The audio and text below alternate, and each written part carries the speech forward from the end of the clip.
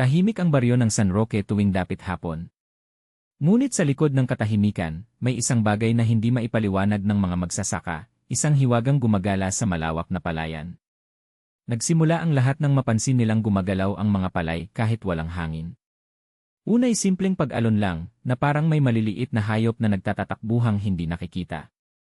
Ngunit habang tumatagal, napapansin nilang ang mga kumpol ng palay ay humihiwalay, bumabaluktot, at minsan ay biglang bumabagsak na para bang may humahatak mula sa ilalim.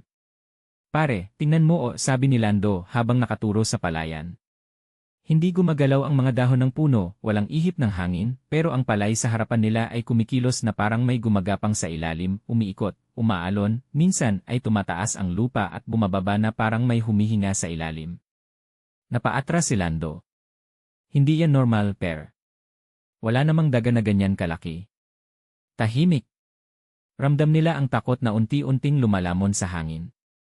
Baka may nakalibing, bulong ni Tomas. Manahimik ka. Bawal magbiro ng ganyan, saway ni Lando.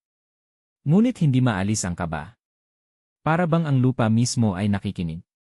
Kinagabihan, nagtipon ang mga magsasaka sa tindahan ni Aling Mila. Iisa ang tanong, ano ang gumagalaw sa palayan? Tumayo si Mang Igme, ang pinakamatanda sa baryo. Alam ko kung bakit gumagalaw ang lupa riyan.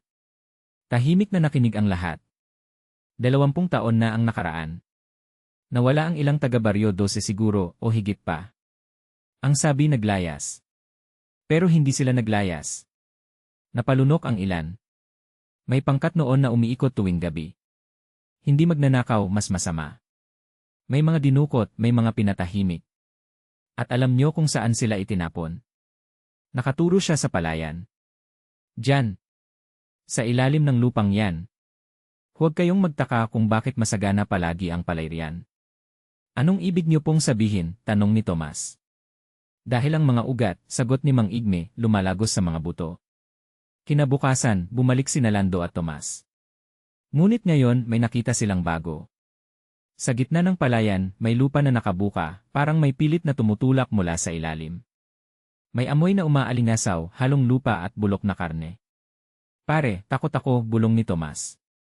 Habang nakatitig sila, may kamay na dahan-dahang umangat mula sa bitak ng lupa. Manipis, tuyong-tuyo, halos buto. Tumatayo yung palay, sigaw ni Tomas.